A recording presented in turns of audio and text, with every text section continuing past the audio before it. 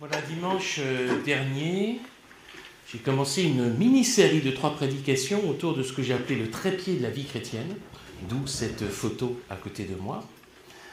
Vous savez que le trépied, c'est cet accessoire essentiel pour un photographe qui lui permet d'assurer la stabilité de la prise de vue et de garantir un cliché qui est net.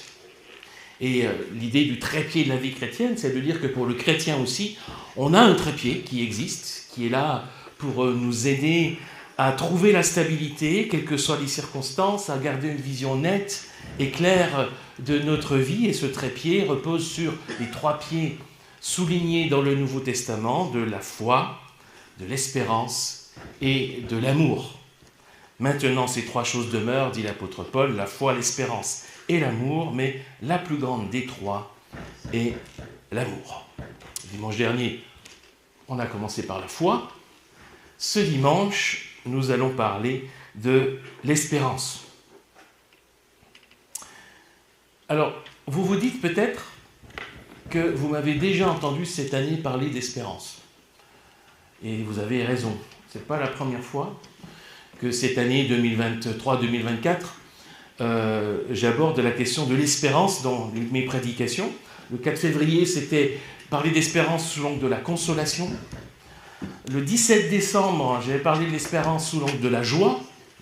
Et le 8 octobre, j'avais parlé de l'espérance sous l'angle de la promesse, celle de la venue du Christ. Et voilà, ce matin encore, je vous propose de parler de l'espérance. Et c'est sans doute parce que, peut-être que dans le contexte qui est le nôtre, et je ne parle pas simplement de la semaine politique qui vient de s'écouler, on vit dans un monde suffisamment anxiogène pour chercher ailleurs, dans notre foi, une espérance.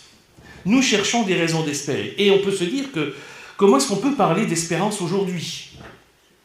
Comment parler d'espérance quand on voit s'intensifier la menace écologique ? Comment est-ce qu'on peut parler d'espérance quand on voit la guerre faire son retour en Europe ? Sans compter tous les conflits un peu partout dans le monde. Comment parler d'espérance quand on entend des discours de haine rejaillir, on pensait être oubliés, quand on voit par exemple qu'il y a une hausse de 1000% d'actes antisémites en France. Comment parler d'espérance quand on voit la montée inéluctable, semble-t-il, des extrêmes de tout poil en Europe, un peu partout dans le monde ? Comment parler d'espérance quand l'horizon que certains nous proposent, c'est le repli identitaire, c'est la fermeture des frontières, c'est le refoulement des migrants. Comment parler d'espérance dans un contexte comme celui-là ?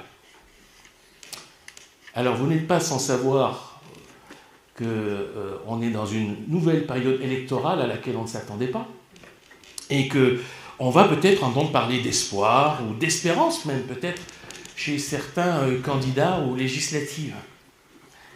Est-ce qu'on peut les croire ? Ces promesses d'espérance, je vois quelques mots dubitatives.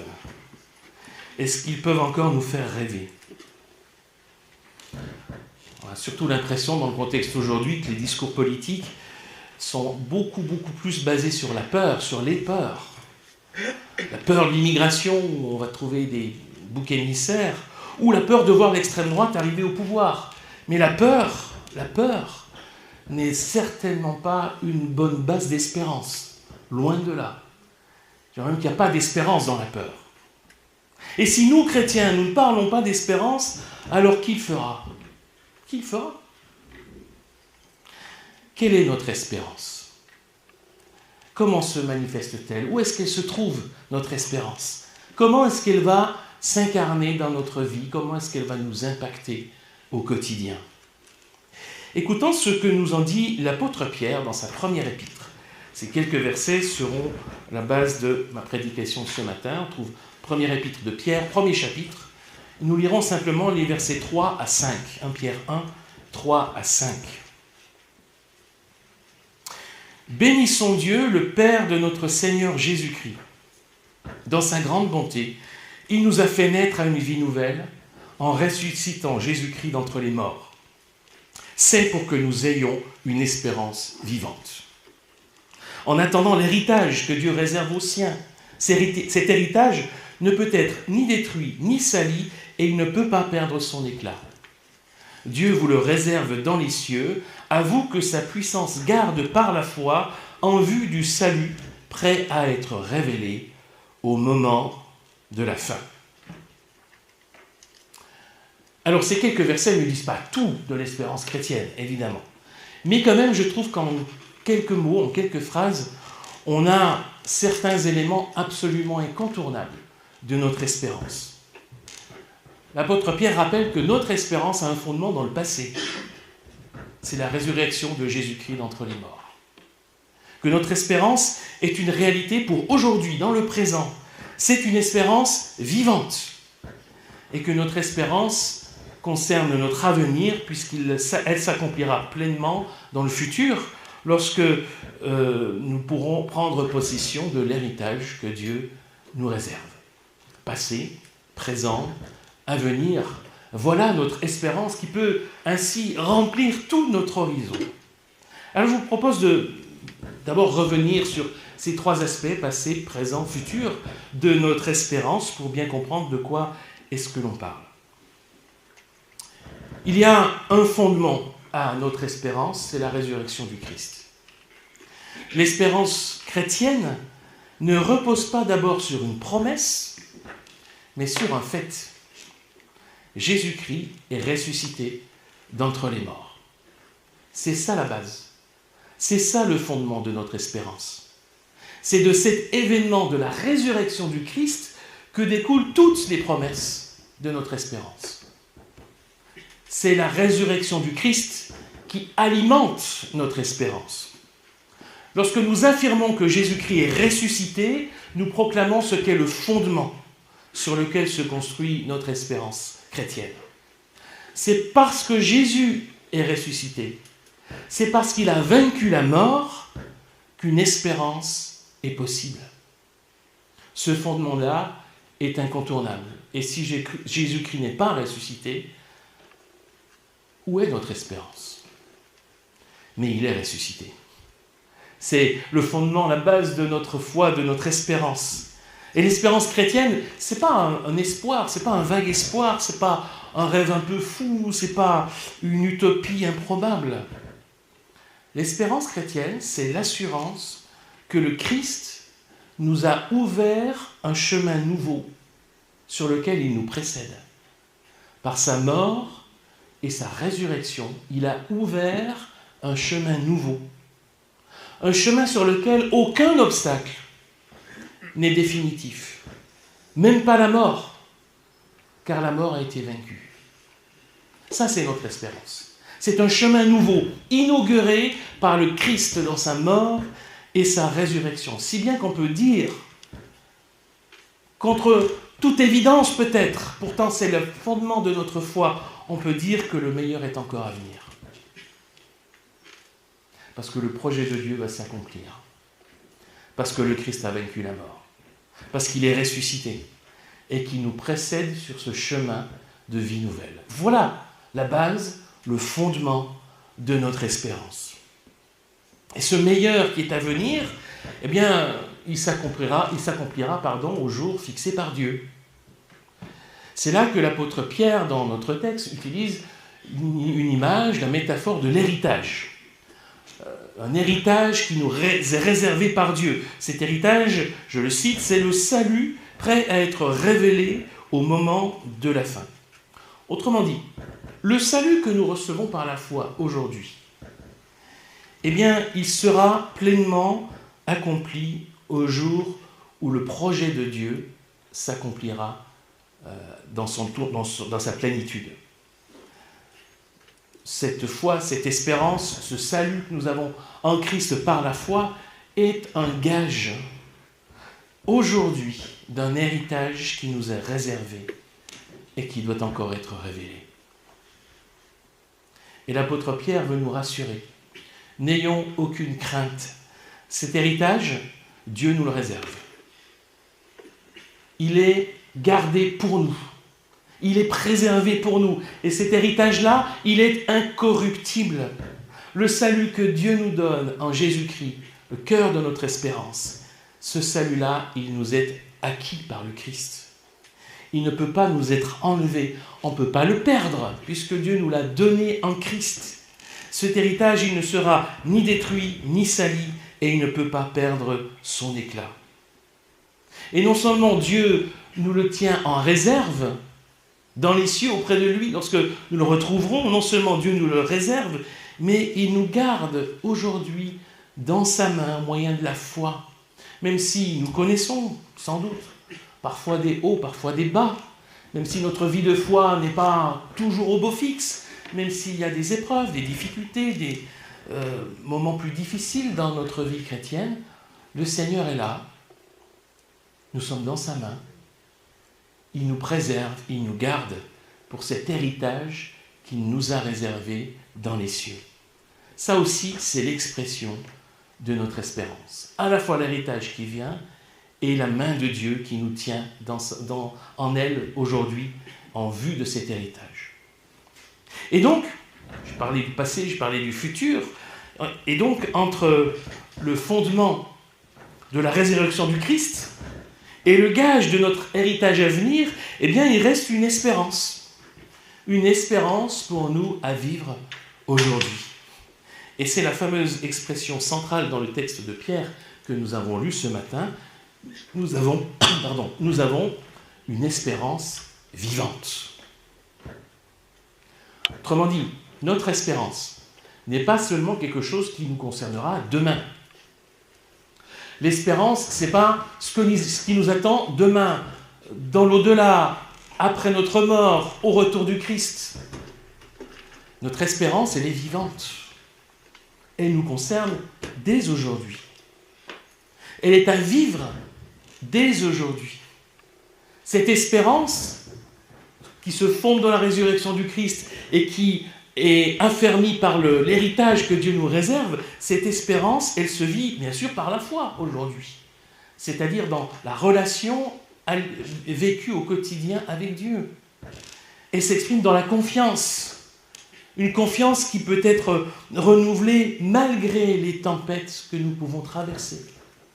Cette espérance vivante, elle se manifeste dans la paix que nous pouvons avoir face à l'agitation du monde.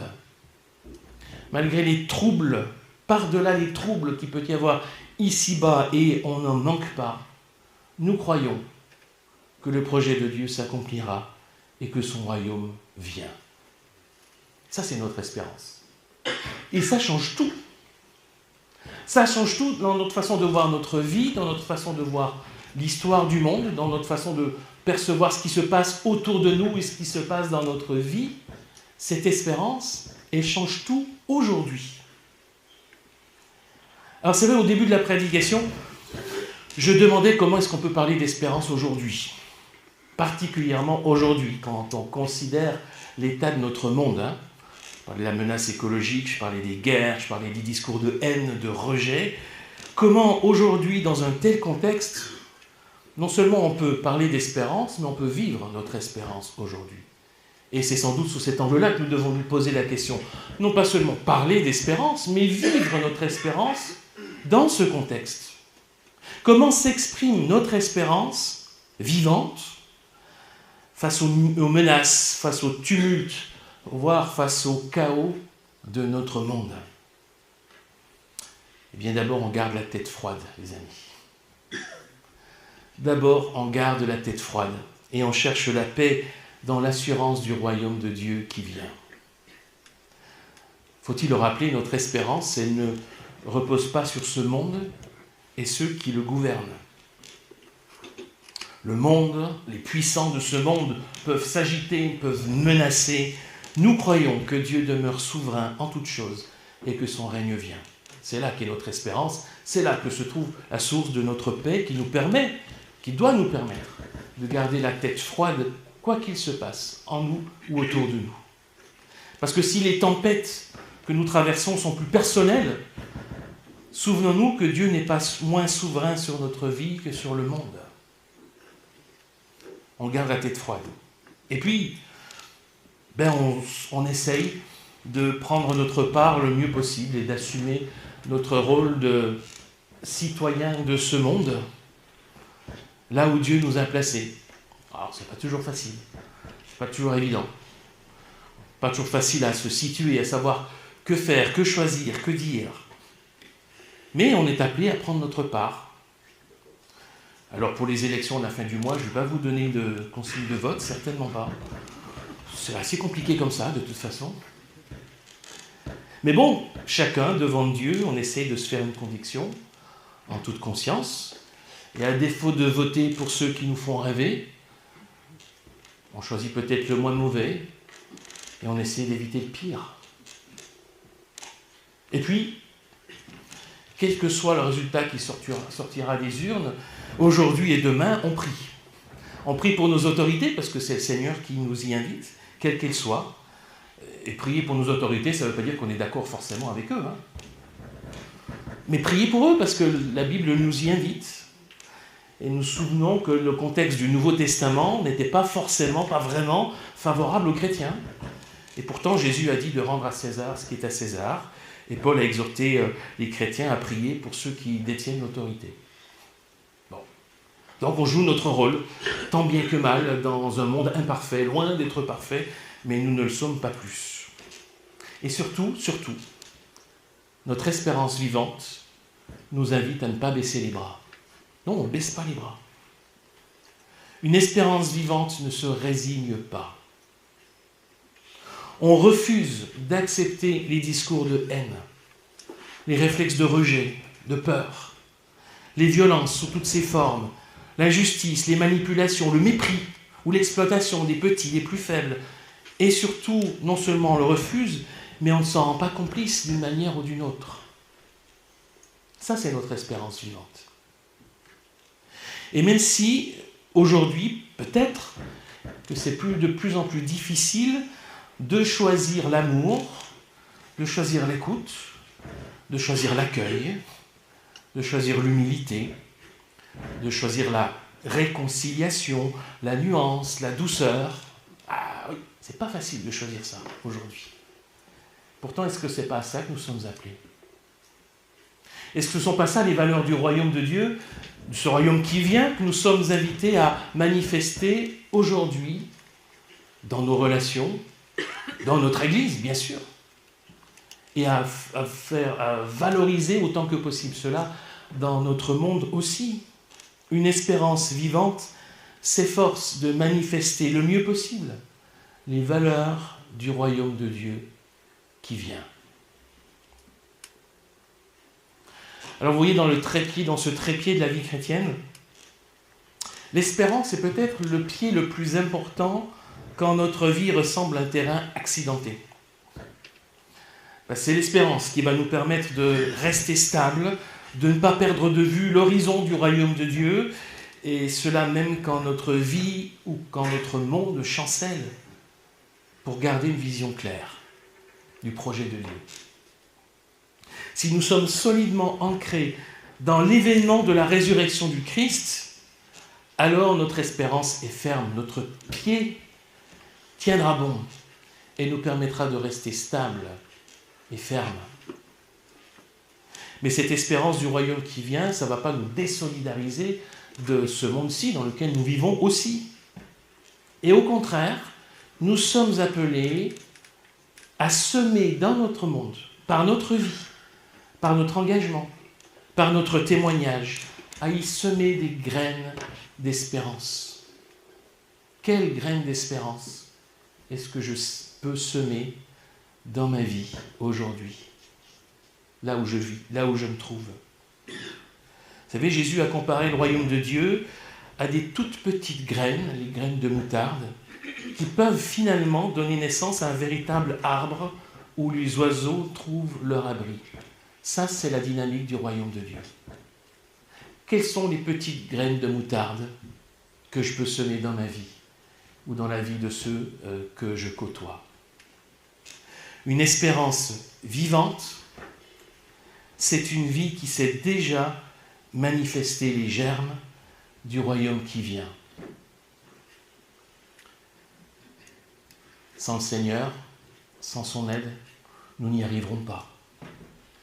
Mais le projet de Dieu est en marche, quoi qu'on puisse vivre, quoi qu'il puisse se passer autour de nous, nous sommes appelés à entrer déjà dans ce royaume qui vient et à placer ces petites graines sur notre chemin et vivre cette espérance vivante par une vie qui sait déjà aujourd'hui manifester les germes du royaume qui vient. Amen.